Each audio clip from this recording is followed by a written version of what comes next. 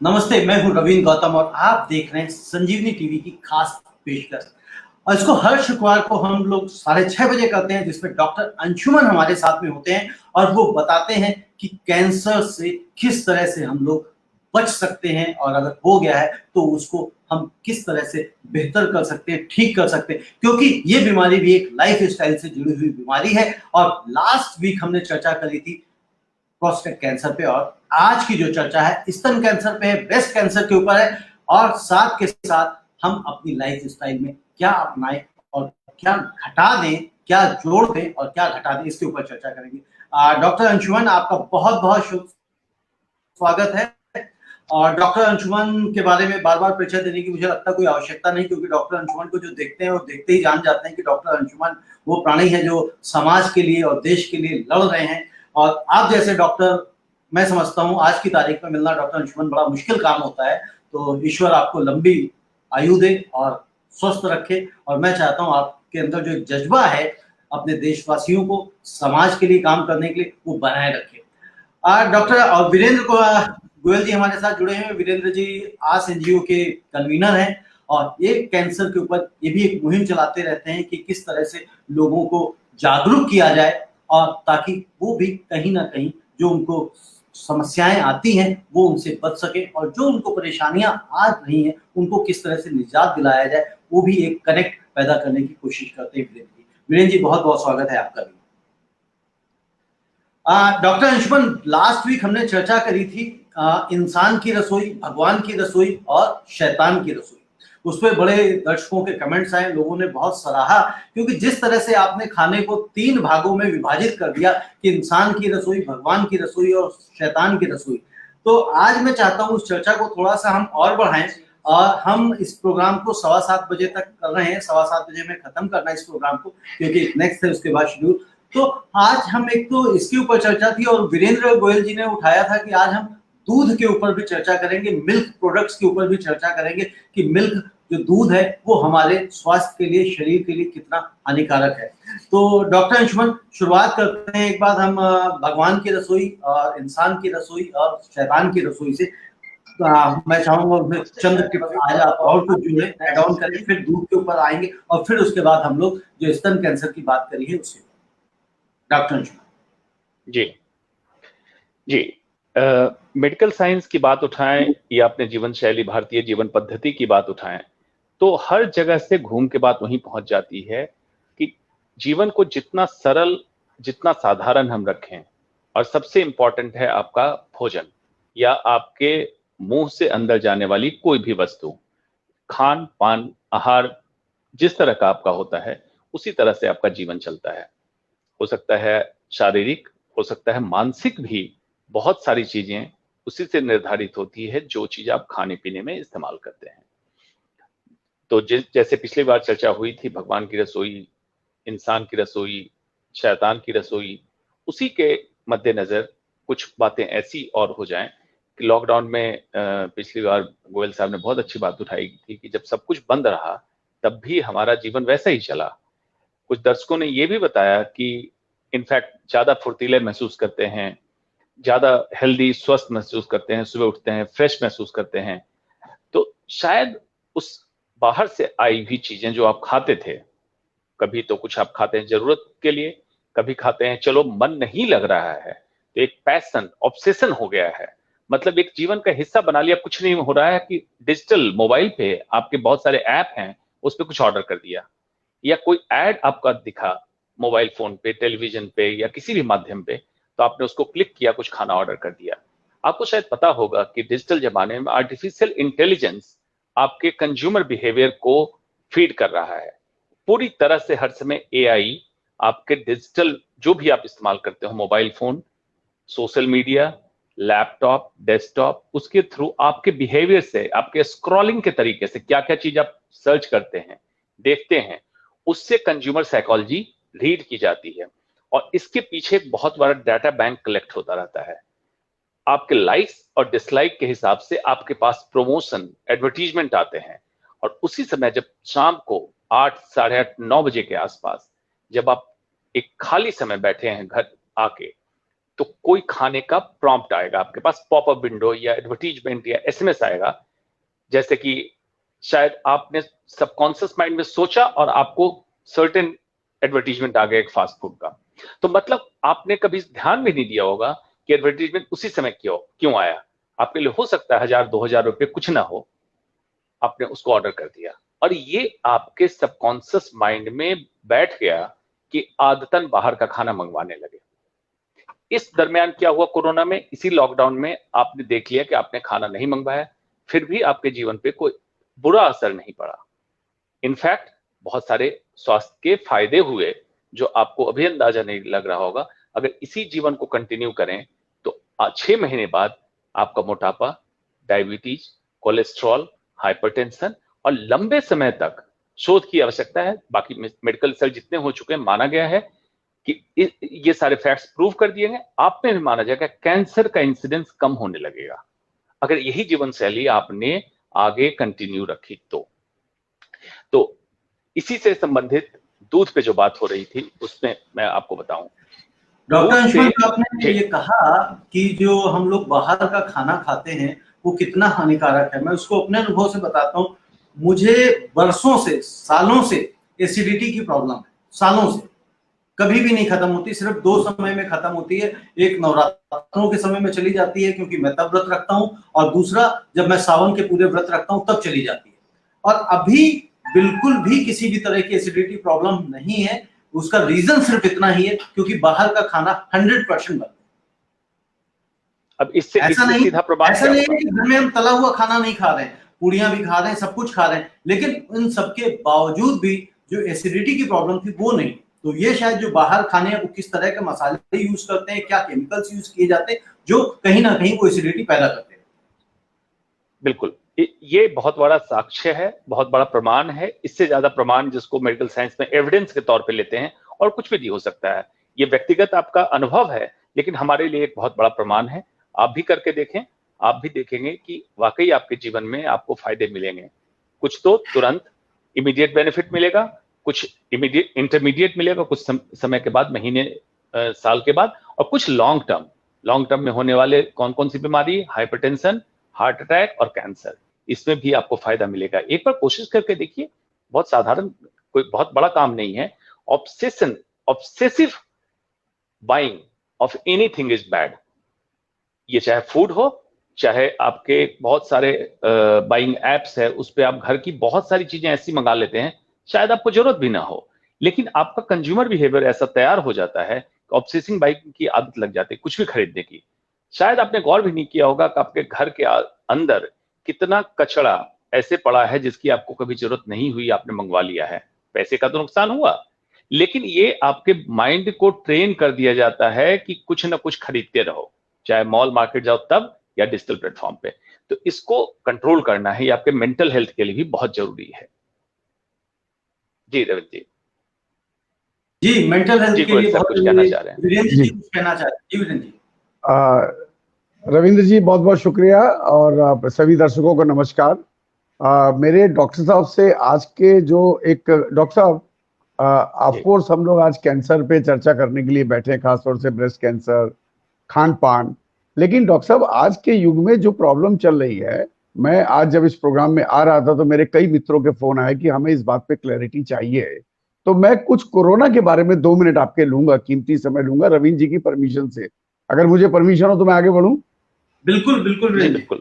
Doctor साहब, सबसे पहला सवाल जो है, मेरे कई मित्रों का फोन आ जाया कि एक संशय नहीं दूर हो पा रहा है कि सपोज किसी को कोरोना हो गया और वो 14 दिन या 16 दिन या 28 दिन जो भी जिसने जैसे किया, वो रिकवर, क्वारंटाइन करके रिकवर कर गया या उसका हॉस्पिटल में इलाज हुआ, तो इसको क्या माना जाए? जो पेशेंट रिकवर होके आया है, क्या अब वो बाहर जाने के लिए एलिजिबल है, या उसको उतनी ही प्रिकॉशन फिर रखनी है कि जितनी प्रिकॉशन वो पहले रखे हुए थे जब उसको कोरोना हो गया? कहने का मतलब है कि क्या उसको बाहर जाना अलाउड है, कामकाज पे जाना अलाउड है, या उसको दोबारा कोरोना हो सकता है? एक तो मेरा ये क्वेश्चन था डॉक्टर साहब। दूसरा, आज मैंने सुना है कि एक भारत सरकार ने खासतौर से दिल्ली वासियों के लिए एक अच्छा निर्णय लिया कि 4500 रुपए में जो कोविड का, कोरोना का टेस्ट हो रहा था, उसके रेट घटा के 2400 रुपए कर दिए गए। तो डॉक्टर साहब, ये जो 2400 रुपए कर दिए गए आज, तो जिनसे 4500 रुपए ले लिया गया, ये 2100 रुपए कहाँ गए? ये पहले क्या मतलब हम लोगों से, सबसे जनता से, भारतवर्ष की, दिल्ली की जनता से 2100 रुपए पर टेस्ट फालतू ले लिया गया? वो किसकी जेब में गया? क्या एक एज ए डॉक्टर आप इस पे प्रकाश डाल सकते हैं? तीसरा सवाल, क्योंकि मैं फिर कोरोना का चैप्टर को खत्म करूंगा, तीसरा सवाल है कि आज दिल्ली के जो हेल्थ मिनिस्टर थे श्री सत्येंद्र जैन जी, किसी कारणवश उनको भी कोरोना हुआ, वो हॉस्पिटलाइज हुए राजीव गांधी स्पेशलिटी हॉस्पिटल में, और आज सुनने में आया है कि शायद वो किसी प्राइवेट हॉस्पिटल में शिफ्ट कर दिए गए हैं। तो अगर डॉक्टर साहब, ये क्या मैसेज जाता है? अगर दिल्ली के स्वास्थ्य मंत्री का उपचार इस तरीके से हो रहा है कि उनको प्राइवेट हॉस्पिटल में जाना पड़ रहा है, तो क्या सरकारी अस्पतालों की पोल खुल रही है? क्या जो 3 महीने से लगभग हम लोग लॉकडाउन में बैठे हैं, तो क्या हम लोग जबरदस्ती लॉकडाउन में बिठा दिए? कोई व्यवस्था में सुधार नहीं हुआ? इन तीनों के बारे में हम बारी बारी से चर्चा करेंगे। जी, ये रविंद्र जी, वीरेंद्र जी, जो आपने सवाल पूछा कि जो कोरोना से रिकवर हो चुके हैं, क्या उनके लिए बाहर जाना उपयुक्त है? इसको ऐसे समझना है, बाहर अभी सबको जाना होगा। जाना इसलिए होगा कि कोरोना वायरस अब पूरे कंट्री में फैल चुका है। आप घर में हो तो बाहर हो तो, बाहर जाने पे थोड़ा रिस्क ज्यादा है, घर में रिस्क कम है, इतना ही डिफरेंस है। जीरो रिस्क कहीं नहीं है अब आपका, न घर पे न बाहर। जो कोरोना से रिकवर हो गए, इसको ऐसे समझें आप, वायरस का स्ट्रेन होता है। इंडिया में 41% केसेज में जो वायरस का क्लैड बोलते हैं, जो स्ट्रेन बोलते हैं, A3I है 41%। जो वर्ल्ड वाइड ये स्ट्रेन 3.5% था। सिंगापुर में हाईएस्ट हुआ था, 8% केसेज में ये स्ट्रेन पाया गया था। इंडिया में यही स्ट्रेन 41% में पाया गया। इस स्ट्रेन की खास बात क्या है कि इसका विरुलेंस, मतलब इसकी मारक क्षमता, मतलब अति गंभीर बीमारी कराने की क्षमता कम है। मतलब ये थोड़ा कमजोर वायरस कह सकते हैं साधारण भाषा में। टेक्निकल भाषा में हम कहते हैं विरुलेंस। 50% दूसरा स्ट्रेन है, उसको कहते हैं क्लैड A2A। ये वायरस 50% है, और जो बाकी बच गए आपके 9%, उसमें अलग स्ट्रेन है। तो उदाहरण के तौर पे कोई एक सर्टेन स्ट्रेन से इन्फेक्ट हुआ और रिकवर हो गया, तो उस स्ट्रेन से देखा गया है कि इम्यूनोग्लोबुलिन, जिसको IgG बोलते हैं, बॉडी में है और दोबारा इसको संक्रमण नहीं होगा।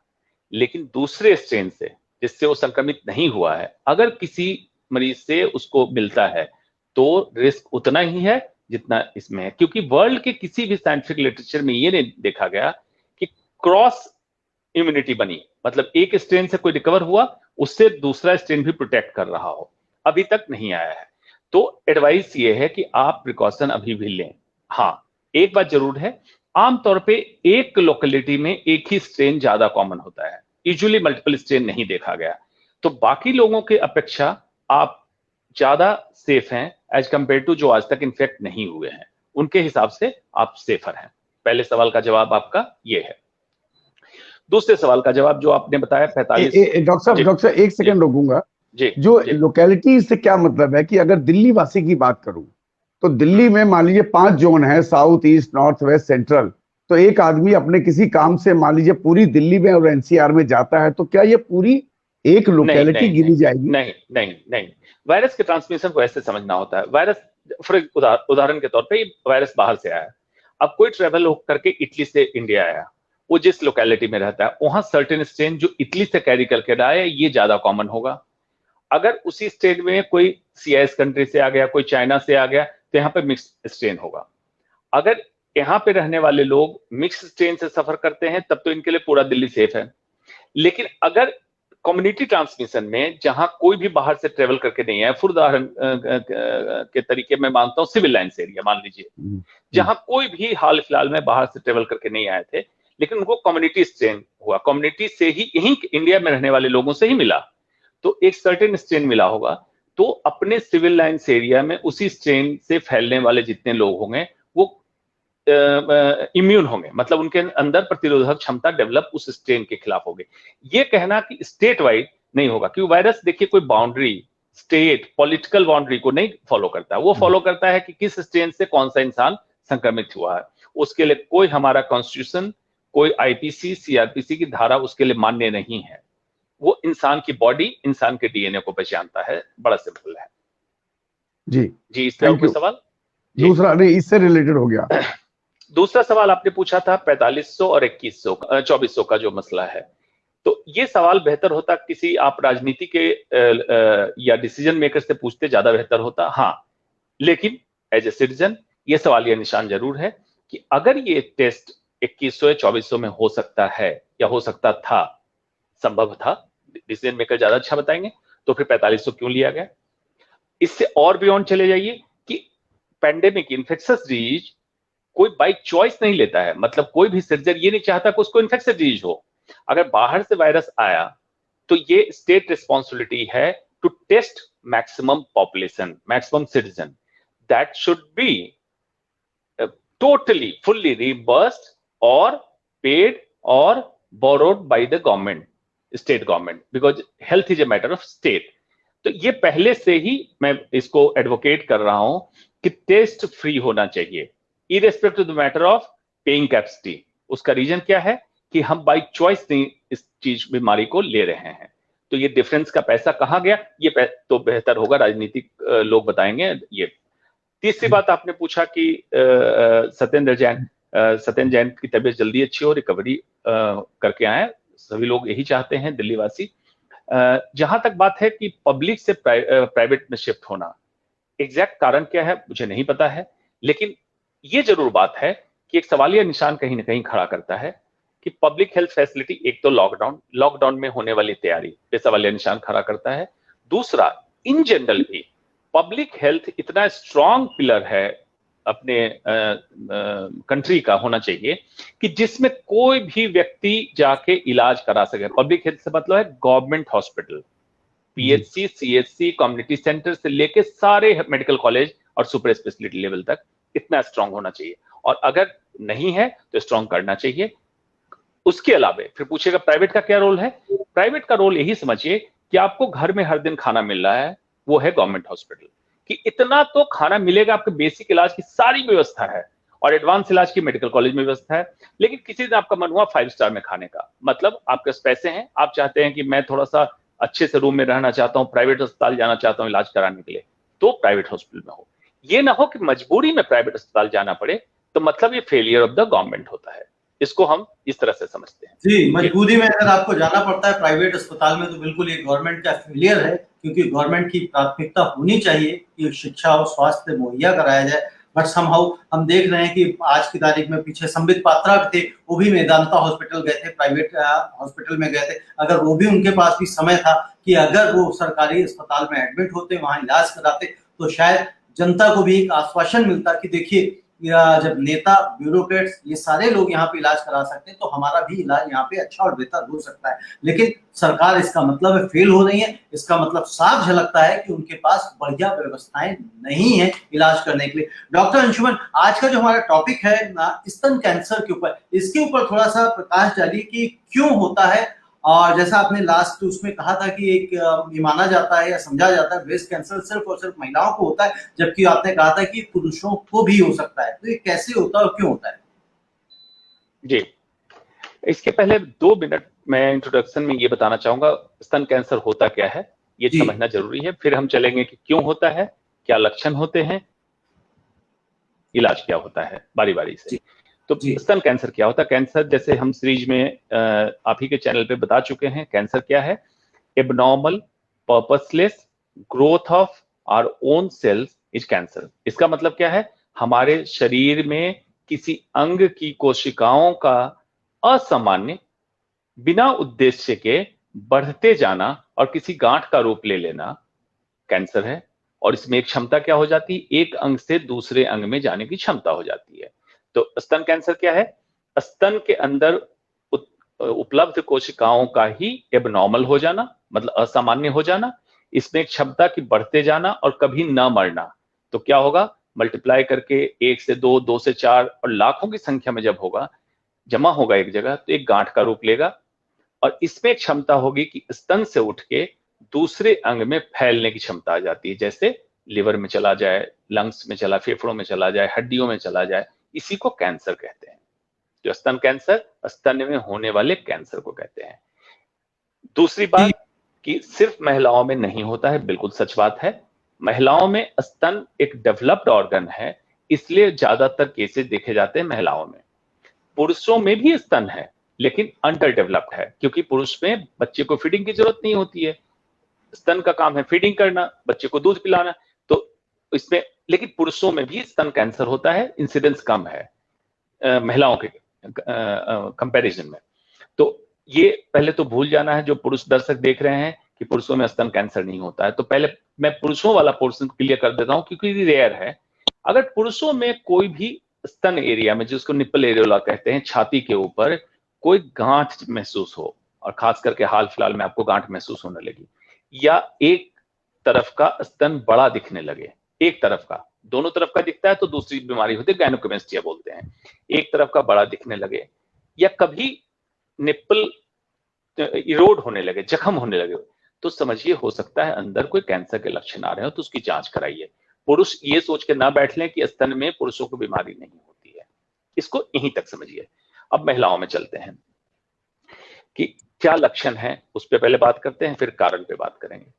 स्तन कैंसर ज्यादातर महिलाओं में जो प्रेजेंट करता है, जो पहला लक्षण आता है गांठ, सिंपली कि एक गांठ महसूस हो रही है। अधिकतम महिलाएं यही बताती हैं कि गांठ हो रही है, खास करके हाल फिलहाल में उनको गांठ महसूस हुई है, और उससे भी ज्यादा इंपॉर्टेंट कि उसमें दर्द नहीं है, मतलब painless lump in the breast.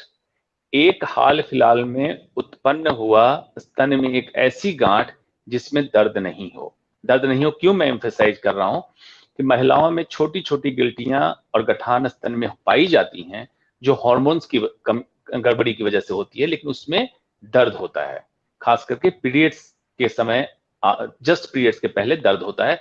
उससे कंफ्यूजन नहीं करना है, डरना नहीं है। स्तन कैंसर में दर्द तब होगा जब एडवांस स्टेज हो जाए, मतलब आगे स्टेज इसका एडवांस हो जाए। शुरुआती स्टेज में स्तन कैंसर में आमतौर पे गांठ नहीं होती। तो पहला लक्षण स्तन में गांठ का होना। दूसरा लक्षण निप्पल से किसी रिसाव का होना। रिसाव से मतलब है डिस्चार्ज, खास करके अगर उस डिस्चार्ज का रंग लाल, काला या ब्राउन हो तो ज्यादा शक की संभावना है। अन्यथा कोई भी कलर का डिस्चार्ज हो तो उसकी जांच करानी है, इग्नोर नहीं करना है। पहली लक्षण गांठ, दूसरी लक्षण रिसाव, तीसरा स्तन में कोई शेप में बदलाव आने लगे। मतलब इसका मैं आगे जिक्र करूंगा कि ब्रेस्ट सेल्फ एग्जामिनेशन क्या होता है और क्यों करना चाहिए। स्तन में कोई शेप में डिस्टॉर्शन आने लगे, निप्पल में डिस्टॉर्शन आने लगे। निप्पल में क्या होगा, निप्पल या तो अंदर की तरफ खींचने लगे या किसी एक तरफ मुड़ने लगे, तो समझ लीजिए कि अंदर, इसके अंदर कोई गांठ बन रही हो, इसको ध्यान देना है। या स्किन चेंजेस, स्तन के ऊपर की जो चमड़ी होती है उसमें कोई बदलाव दिखने लगे, जैसे लाल दिखने लगे या कोई नसें ज्यादा तनी हुई दिखने लगे जो पहले नहीं दिखती थी। जिनकी दिखती थी उनको एबनॉर्मल नहीं मानना है, इस तरह का दिखने लगे। एक्जिमा, जिसको पैजेट डिजीज कहते हैं, निप्पल एरियोला पे कोई खुजली जैसी चीज महसूस होने लगे, या एक्जिमा जिसको कहते हैं, उस तरह का कोई लक्षण दिखने लगे, तो हो सकता है अंदर कैंसर डेवलप हो रहा है। ये सब कॉमन लक्षण हैं जो स्तन कैंसर के पाए जाते हैं। अब सुनिए, थोड़ा आंकड़े को समझिए। आपको जान के आश्चर्य होगा कि पिछले 20-25 साल में इंडिया में ब्रेस्ट कैंसर काफी तेजी से बढ़ा है, और जीवन शैली एक मुख्य कारण है उसमें।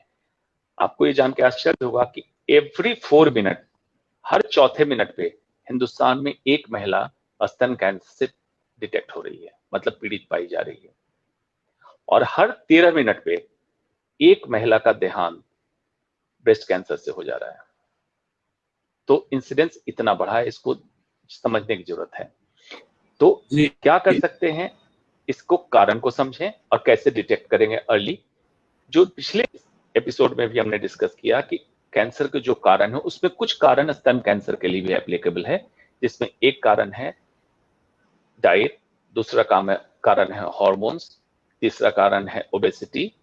3 अहम है, बाकी और भी हैं। जैसे एक एक करके हम चलें। हार्मोन्स को सबसे पहले हम समझ लेते हैं। हार्मोन्स क्या है? शरीर में एक स्राव है जो एंडोक्राइन ग्लैंड होती है, जैसे आपने सुना होगा thyroid gland, pituitary gland, adrenal gland, ऐसे बहुत सारे ग्लैंड्स होती है बॉडी में। जो हमारे बॉडी को चलाने में काम करती है। इससे निकले हुए केमिकल्स हमारे बॉडी को सुचारू रूप से चलाते हैं। इसी तरह से महिलाओं में दो केमिकल्स होते हैं जिसको हार्मोन्स कहते हैं, एस्ट्रोजन, प्रोजेस्टेरोन, जिसके ऊपर नीचे होने से, इम्बैलेंस होने से, बैलेंस होने से महिला शरीर का रूपांतरण, जैसे बच्ची जो होती है उसको महिला में तब्दील होने में जो जो शरीर में रूपांतरण चाहिए, इस हार्मोन की वजह से होता है। Monthly cycle, menstruation, oestrogen progesterone के केमिकल के कारण होता है। और प्रेगनेंसी, मतलब महिला जब गर्भवती होती है तो एस्ट्रोजन प्रोजेस्टेरोन उसमें काम करता है। Breast feeding, oestrogen progesterone. और जब मीनोपॉज आता है, जब मासिक धर्म बंद होता है महिला का, तो एस्ट्रोजन प्रोजेस्टेरोन। मतलब ये केमिकल महिला में बचपन से लेके वृद्ध होने तक कहीं ना कहीं काम कर रहा होता है। तो इसमें एबनॉर्मल इम्बैलेंस होने के कारण स्तन कैंसर का एक बहुत बड़ा ये कारण है। तो इम्बैलेंस का मतलब क्या हुआ कि जिनमें एस्ट्रोजन का एक्सपोजर, मतलब जिन महिला के जीवन, पूरे जीवन में एस्ट्रोजन का एक्सपोजर जितना लंबे समय तक होगा, उनमें ब्रेस्ट कैंसर का रिस्क बढ़ेगा। देखिए बहुत कॉम्प्लिकेटेड थ्योरी है, लेकिन मैं इसको कितना साधारण आपको समझाता हूं। एस्ट्रोजन का लेवल कब बढ़ने लगता है? जब एक छोटी बच्ची एडल्ट बनने लगती है, उसका मेंस्ट्रुअल साइकिल चालू होने लगता है, तो एस्ट्रोजन की मात्रा बढ़ती है शरीर में। और जब मीनोपॉज, मतलब मासिक धर्म बंद होने लगता है, तो एस्ट्रोजन की मात्रा कम होने लगती है। तो ये मान लीजिए कि बच्ची अगर 12 या 13 साल की उम्र में मासिक धर्म उसका चालू हुआ और 40-42 साल में अगर मासिक धर्म बंद हुआ, तो इसको मान लीजिए कि एक्सपोजर 30 साल का हुआ। 30 साल एस्ट्रोजन अप हुआ, मेंस्ट्रुएशन हुआ, उसमें लो हुआ, फिर अप हुआ, फिर लो हुआ, हर महीने ऊपर नीचे होता रहा। तो ये 30 साल का एक्सपोजर हुआ। अब उदाहरण के तौर पे मानिए किसी बच्ची का मासिक धर्म चालू हो गया 10 साल में, और ये मासिक धर्म चला उसका 55 साल तक, तो उससे ज्यादा, मतलब 40-42 साल इनका एक्सपोजर हुआ, मतलब 30 साल और 42 साल, तो 12 साल ज्यादा एक्सपोजर हुआ। तो जिनमें ज्यादा एस्ट्रोजन ज्यादा लंबे समय तक हाई रहा, उसमें ब्रेस्ट कैंसर का चांस ज्यादा रहेगा। अब इस थ्योरी को समझने के बाद समझिए, ड्यूरेशन है वो ज्यादा रहती है, तो उनके पास जो इसका चांसेस हैं, पॉसिबिलिटीज हैं, वो भी ज्यादा रहती है। जी, एस्ट्रोजन जितना लंबे समय तक एक्सपोजर देगा जीवन में, उतना ज्यादा रहेगा। तो अब इसको देखिए एक एक करके मैं समझाता हूं, कितना आसान हो गया ये थ्योरी समझना आम जनता के लिए। जिनकी प्रेगनेंसी हुई, प्रेगनेंसी में एस्ट्रोजन कम हो जाता है और प्रोजेस्टेरोन बढ़ जाता है, तो 9 महीने तो आपने अपने आप को सेव कर लिया। तो जिनको कभी लाइफ टाइम में प्रेगनेंसी नहीं हुई, तो उनमें ब्रेस्ट कैंसर का रिस्क ज्यादा होगा। जिनमें बच्चे हुए, उनमें ब्रेस्ट कैंसर का रिस्क कम होगा। जिन्होंने जिनके मेंस्ट्रुअल साइकिल लंबे समय तक चले, मतलब मेंस्ट्रुएशन जिनका ज्यादा होगा, लेट हुआ, उनके पास लेट हुआ ज्यादा रहेगा, और जिनका अगर कम रहा मेनोपॉज, उनको जैसे मतलब 42 उम्र में हो गया, तो उनकी पॉसिबिलिटीज कम रहेगी। बिल्कुल। सिमिलरली गर्भ के बाद जब बच्चा पैदा हुआ, तो जिन्होंने ब्रेस्ट फीडिंग की, शोध में निकला कि ब्रेस्ट फीडिंग जो महिला करती है, ब्रेस्ट कैंसर से प्रोटेक्ट करती है अपने आप को, मतलब अपने आप को बचाती है। तो ब्रेस्ट फीडिंग जब आप करती हैं, तो एस्ट्रोजन का लेवल उस समय कम रहता है। तो जिन्होंने ब्रेस्ट फीडिंग की या लंबे समय तक की, उनको ब्रेस्ट कैंसर का रिस्क कम होगा, कंपैरिजन में किसके? जिन्होंने ब्रेस्ट फीडिंग बिल्कुल नहीं की, अपने बच्चे को दूध नहीं पिलाया या लंबे समय तक दूध नहीं पिलाया, तो उनमें ब्रेस्ट कैंसर का रिस्क ज्यादा होता है। इसी तरह से आगे चलें, मेनोपॉज होने के बाद जिन्होंने हार्मोन रिप्लेसमेंट थेरेपी ली, मतलब मेनोपॉज को डिले करना चाहा किसी भी वजह से, बहुत लोग करते हैं कि मेनोपॉज डिले करना है कि स्किन एजिंग ना दिखे, और बहुत सारे साइकोलॉजिकल इश्यूज आते हैं मेनोपॉज में, उसको कम करने के लिए, उसमें फिर ब्रेस्ट कैंसर का रिस्क ज्यादा होगा, क्योंकि आपने एस्ट्रोजन सप्लीमेंटेशन ले लिया, बाहर से लिया। तो ये सब एस्ट्रोजन से संबंधित कहां कहां पे आप एक्सपोज होते हैं हाइपर एस्ट्रोजन से, मतलब हाई लेवल ऑफ एस्ट्रोजन, और ब्रेस्ट कैंसर का रिस्क आपका बढ़ता है। ये तो हार्मोन की बात हुई। यहाँ पे अगर यहाँ तक कुछ पूछना चाहते हो? नहीं डॉक्टर साहब, क्लियर है। नहीं डॉक्टर साहब, आई थिंक क्लियर। यहाँ पे एक चीज और, जैसे हम लोग बात करते हैं कई बार, आजकल आप बता रहे हैं हमें इस प्रोग्राम के माध्यम से, लाइफ स्टाइल से जुड़े, ये इसमें क्या खाने पीने का भी कोई इसमें इम्पैक्ट आता है? जी, मैं आ रहा हूँ, इसके ऊपर मैं आ रहा हूँ आगे। या इसका कोई खाने पीने से कोई? बिल्कुल आता है, बिल्कुल आता है। तो एस्ट्रोजन को समझिए, पूरी थियोरी ब्रेस्ट कैंसर की एस्ट्रोजन के अराउंड ही घूमती है। और प्रोजेस्टेरोन दूसरा हार्मोन जिसको प्रोटेक्ट करता है। तो इसी की थ्योरी पे अब चलिए। अब खाने पीने की जीवन शैली आपकी ऐसी रही कि मोटापा आपका होने लगा, खास करके सेंट्रल ओबेसिटी, मतलब पेट पे मोटापा और हिप्स पे मोटापा, जिसको सेंट्रल ओबेसिटी मतलब आपके बॉडी के सेंटर में मोटापा ज्यादा हुआ। ऐसे महिलाओं में एस्ट्रोजन काफी लंबे समय तक और काफी हाई लेवल पे रहता है, तो इसमें ऐसी महिलाओं में ब्रेस्ट कैंसर का रिस्क ज्यादा होगा। जो फास्ट फूड और इस तरह के सैचुरेटेड फैट ज्यादा खाते हैं उनमें ब्रेस्ट कैंसर का रिस्क ज्यादा होगा। सिमिलरली देखा गया प्लास्टिक पे जो केमिकल्स निकलते हैं वो मिमिक करता है एस्ट्रोजन को, उसमें ब्रेस्ट कैंसर का रिस्क ज्यादा होगा। इसी तरह से कई हार्मोन्स इस्तेमाल किए जाते हैं दूध में और सब्जियों में, वो मिमिक करता है एस्ट्रोजन को, उनमें ब्रेस्ट कैंसर का रिस्क ज्यादा होगा। तो ये सारे एस्ट्रोजन को कहीं ना कहीं जो चीजें मिमिक करेगी, मतलब उसको साइमुलेट करती है, उससे मिलती जुलती चीज है, उनमें ब्रेस्ट कैंसर का रिस्क ज्यादा होगा। तो पिछली बार जब बताया था रसोई की सफाई में जिन्होंने प्लास्टिक की चीजें हटा दी, बहुत अच्छा, नहीं हटाई तो अब हटाइए, क्योंकि प्लास्टिक भी एक कारण है स्तन कैंसर को बढ़ाने में। तो ये हो गया ओबेसिटी। जी, इसमें डॉक्टर अंशुमन जैसे प्लास्टिक की हम बात करते हैं, एक सेलोफिन पतली सी पन्नी जो आती है जिसको हम फ्रिज में खाने को रैप करने के लिए यूज करते हैं, तो वो भी हानिकारक है क्या? जी, प्लास्टिक जब तक फूड ग्रेड प्लास्टिक नहीं है तो सारे प्लास्टिक एक ही हैं, उसमें आप किसी फॉर्म में आप लें, प्लास्टिक हानिकारक है। इसलिए मेरा यही रिकमेंडेशन है कि बेवजह आप अगर रिसर्च में जाएंगे 4.3%, 4.7%, 9%, 8%, तो आप उलझ जाएंगे। इससे बेहतर है जीवन को जितना सरल करें और जितना आप केमिकल से दूर रहें, उतना आपका जीवन बेहतर होता चला जाएगा।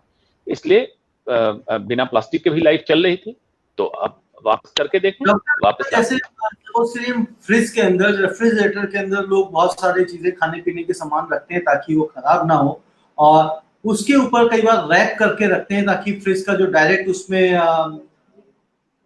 गैसेस हैं वो ना प्रवाहित हो और खाना थोड़ा सा बेहतर रहे। तो क्या वो जो सेलोफिन शीट है वो भी नुकसान करती है? अगर ठंडे एरिया में हम रख रहे हैं तब भी उसका इम्पैक्ट हमारे लाइफ पे आता है, या गर्म होने पे ही आता है उसका इम्पैक्ट? प्लास्टिक लीचिंग हर समय होगी, गर्म होने पे उसका लीच ज्यादा होता है। इसलिए ऐसे लोगों को मैं रिकमेंड करता हूं कि आप ग्लास का बर्तन लें जिसमें ग्लास का ही ढक्कन आता है, कवर भी ग्लास का आता है, आप उसको फ्रिज में रखें। ऐसे बहुत सारे बर्तन आते हैं, मेटल का लें, मेटल का ढक्कन लगाएं। दूसरा, इससे ऊपर भी जाके मैं कहता हूं अल्टीमेटली उस प्लास्टिक को आप वातावरण में ही फेंकेंगे, कहीं घूम के आपके तक तो प्लास्टिक को पहुंचना ही पहुंचना है। एनवायरमेंट का भी लोड देखें, उसको भी कम करें, आप इस्तेमाल कम करेंगे, जो चीजें आसानी से हो सकती है उसमें क्यों आप इसमें वेस्टेज करेंगे। ये हो गया। अब आ जाइए खाने पीने पे जो बात हो रही थी, fast food in general increases the risk of breast cancer. Detail चर्चा की जरूरत नहीं, ऑलरेडी हम कर चुके हैं पिछली बार डिटेल चर्चा, कैसे और क्यों। उसके बाद ओबेसिटी हो गया। अल्कोहल भी पिछली बार जब मैंने बताया था मॉडरेट, ब्रेस्ट कैंसर में भी alcohol increases the risk of breast cancer. इसमें भी वही है, मॉडरेट अमाउंट तक सेफ है, मॉडरेट के ऊपर हाई रिस्क कराता है ब्रेस्ट कैंसर का। Smoking increases the risk of breast cancer. Late marriage, late menopause में बता चुका, late marriage, late child birth increases the risk of breast cancer. इस तरह से ये तो आपके लाइफस्टाइल से रिलेटेड चीजें हो गई। फैमिली हिस्ट्री मतलब परिवार में किसी माता को या फर्स्ट ऑर्डर जिससे आपका ब्लड का रिलेशन हो, ब्लड का रिलेशन मतलब जो आप सेम फैमिली के जीन को कैरी कर रहे हैं। तो अगर किसी को मदर को, मौसी को अगर ब्रेस्ट कैंसर 40 या 45 साल से पहले की उम्र में हुआ हो, मतलब जब उनको कैंसर हुआ था तब उनकी उम्र 40 या 45 साल से कम रही हो, तो रिस्क रहता है कि बच्ची में ब्रेस्ट कैंसर की संभावना ज्यादा हो। एक तो इसको कहते हैं फैमिलियल, और दूसरा जेनेटिक। कुछ लोगों में जेनेटिक ब्रेस्ट कैंसर का रिस्क होता है जिसका जीन है सब लोग कॉमन हो चुका है BRCA, ब्रेका बोलते हैं, BRCA1 एंड BRCA2, दो तरह का जीन होता है जिसकी टेस्टिंग भी संभव है। एंजेलिना जॉली का जो सुना होगा, उनकी नानी को प्रॉब्लम थी कैंसर की, मदर को प्रॉब्लम थी। एंजेलिना जॉली ने जब टेस्ट कराया तो ब्रेका जीन उनमें मिला एंजेलिना जॉली के केस में, और उन्होंने प्रोफाइलैक्टिक मेस्टेक्टमी मतलब कैंसर न हो जाए इसलिए स्तन को पहले ही रिमूव करवा के और उसका रिकंस्ट्रक्शन मतलब बनवा लिया। तो रिस्क को ब्रेस्ट कैंसर होने तक नहीं छोड़ा, पहले ही उसकी सर्जरी करा ली। तो ये जेनेटिक प्रोफाइलिंग की चीज है। जिस फैमिली में 2 या 3 महिलाओं को 40-45 साल से पहले कैंसर हो गया और ब्लड रिलेशन में हो आपके, तो आप इस टेस्टिंग को करा सकते हैं, जिसको हम कहते हैं जेनेटिक ब्रेस्ट कैंसर और हेरिडिटरी ब्रेस्ट कैंसर। ये बात हो गई जीन की। फूड एडल्ट्रेशन, बहुत सारे ऐसे केमिकल्स हैं जो आपको पता भी नहीं होता, आपके फूड के माध्यम से, फूड एडल्ट्रेटेड फूड के माध्यम से आपके शरीर तक पहुंचता है। इटसेल्फ बॉडी में किसी भी कैंसर कराने के लिए काफी इंपॉर्टेंट रोल रखता है, तो ये ब्रेस्ट कैंसर में भी रखता है। ये सब हो गया, ये तो कारण हुए। अगर पूछिएगा एट द जीन लेवल, तो आज भी ब्रेस्ट कैंसर का टू द पॉइंट स्पेसिफिक बता दिया जाए कि यही कारण है, ये ना करें तो नहीं होगा, अभी तक कोई रिसर्च नहीं हुआ है। पूरे वर्ल्ड लिटरेचर को टैग करके बता रहा हूं।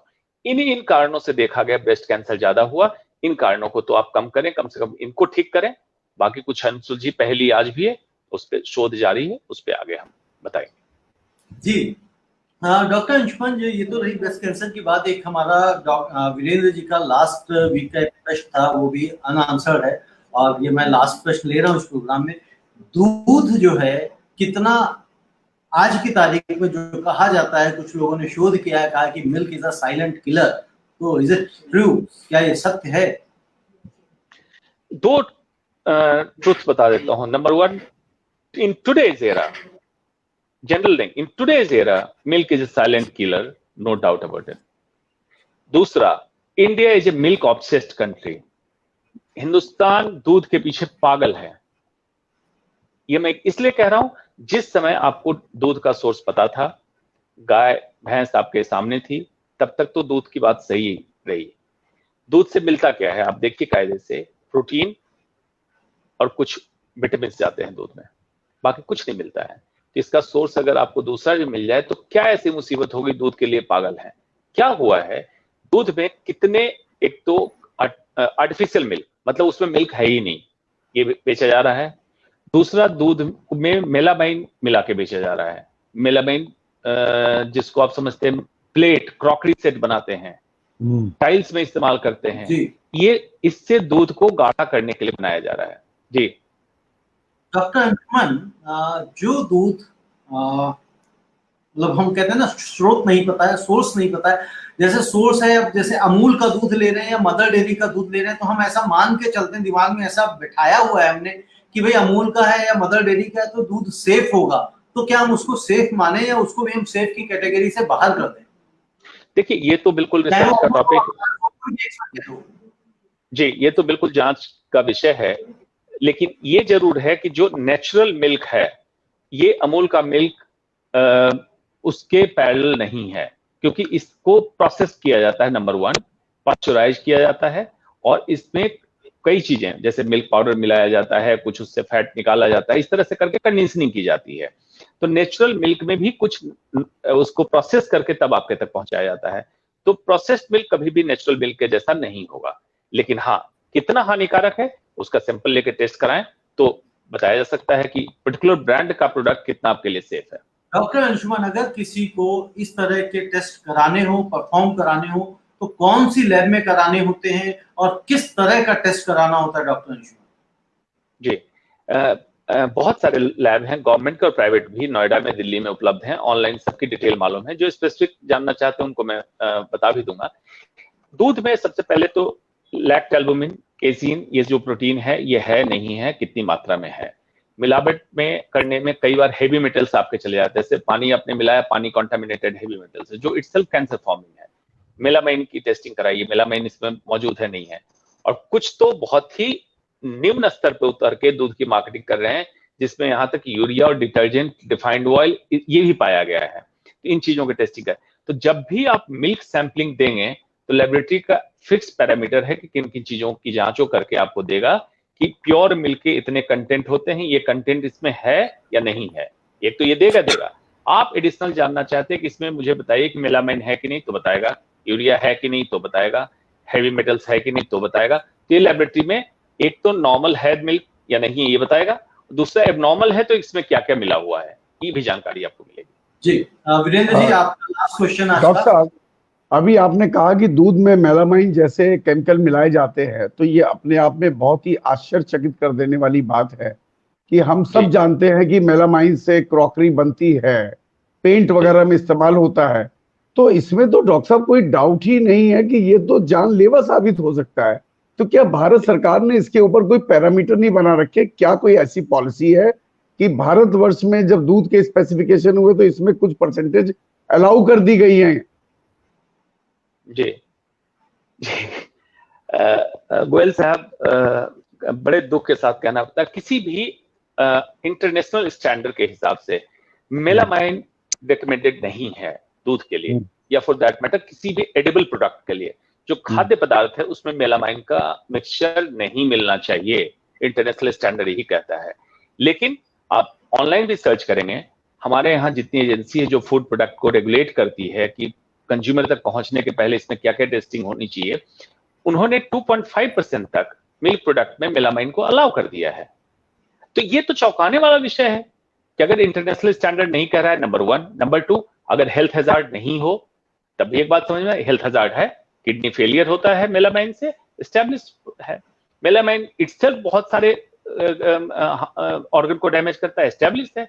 लेकिन अब इस लेवल पे चर्चा तो तब होगी जब स्वास्थ्य देश की प्राथमिकता बने, मतलब पब्लिक डिमांड करे कि स्वास्थ्य चाहिए, बीमारी का इलाज नहीं, वो दूसरा पहलू है। वो तो पहले हम डिस्कस कर चुके, पब्लिक हेल्थ फैसिलिटी होनी चाहिए, स्वास्थ्य चाहिए, मतलब जैसे मैं स्वस्थ रहता हूं ऐसे ही मुझे रहना है।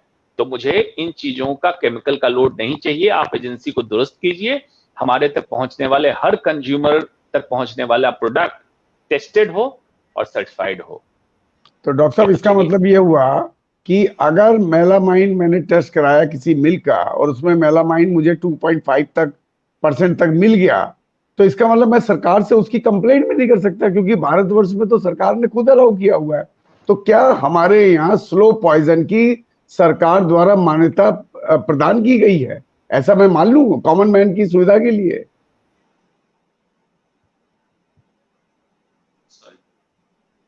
हेलो जी डॉक्टर। जी डॉक्टर अंशुमन। डॉक्टर अंशुमन, आवाज आ रही है आपको? डॉक्टर अंशुमन का सिग्नल शायद कट गया है। वीरेंद्र जी, बहुत बहुत बट रवीन जी, ये तो बड़ा चौंकाने वाला एक फैक्ट डॉक्टर साहब ने शेयर किया है, और मैं समझता हूं कि जितना स्तब्ध मैं हूं इसको सुनने के साथ, पूरी जो भी दर्शक हमारे देख रहे होंगे इस प्रोग्राम को, वो सभी स्तब्ध हो गए होंगे कि मेलामाइन हम बचपन से जानते हैं कि वो एक घातक केमिकल है जो जानलेवा साबित हो सकता है। वीरेंद्र अगर जी, सरकारों ने सही डॉक्टर अंशुमन ने कहा कि हमारे देश में स्वास्थ्य प्राथमिकता नहीं है। क्या खिलाया जाएगा, क्या नहीं खिलाया जाएगा, एजेंसीज को क्या पैरामीटर्स हैं, कुछ भी क्लैरिटी नहीं है। जो चीजें जितना आ जाती हैं, जितनी मिलावट हो रही है। कई बार ये कहा जाता है दूध हमारे देश में उतना बिकता है जितना दूध की पैदावार नहीं है, यानी कि जितना दूध प्रोड्यूस नहीं होता उससे कहीं ज्यादा दूध हमारे देश में मिलता है। देसी घी, जो गाय का देसी घी कुछ सालों पहले मिलता नहीं था, ढूंढने से भी बाजार में नहीं मिलता था। आज आपको हर काउंटर में आप सैकड़ों लीटर के हिसाब से, किलो के हिसाब से दूध बाजार से देसी घी गाय का खरीद सकते हैं। कुछ जानकार कहते हैं कि जो देसी घी अलग अलग ब्रांड्स का बेचा जाता है, कुछ बहुत अच्छे ब्रांड्स का भी बेचा जाता है, कहा जाता है वो सब लोग भी मिलावट करके भेज रहे हैं। तो आज का प्रोग्राम हम यही खत्म करते हैं। डॉक्टर अंशुमन जुड़ चुके हैं, लेकिन मैं डॉक्टर अंशुमन से बस विदा लेता हूं। डॉक्टर अंशुमन, बहुत बहुत शुक्रिया, आपने जानकारी दी। और नेक्स्ट प्रोग्राम में डॉक्टर अंशुमन, मैं चाहूंगा कि थोड़ा सा आप कीमोथेरेपी के बारे में भी बताएं कि वो किस तरह से काम करती है। और इसी तरह से मैं चाहूंगा डॉक्टर अंशुमन, जिस तरह से आप समाज की सेवा कर रहे हैं, आप करते रहें। ईश्वर आपको प्रोत्साहन देता रहे, हौसला देता रहे। नमस्ते, धन्यवाद। हम लोग नेक्स्ट फ्राइडे को फिर मिलेंगे शाम को 6:30 बजे, और डॉक्टर अंशुमन से पूछेंगे कीमोथेरेपी के बारे में। और अगर आपके कोई प्रश्न है तो आप फेसबुक के पेज पे या यूट्यूब के पेज पे लिख सकते हैं, और वो प्रश्न भी हम डॉक्टर अंशुमन से ले सकते हैं। धन्यवाद।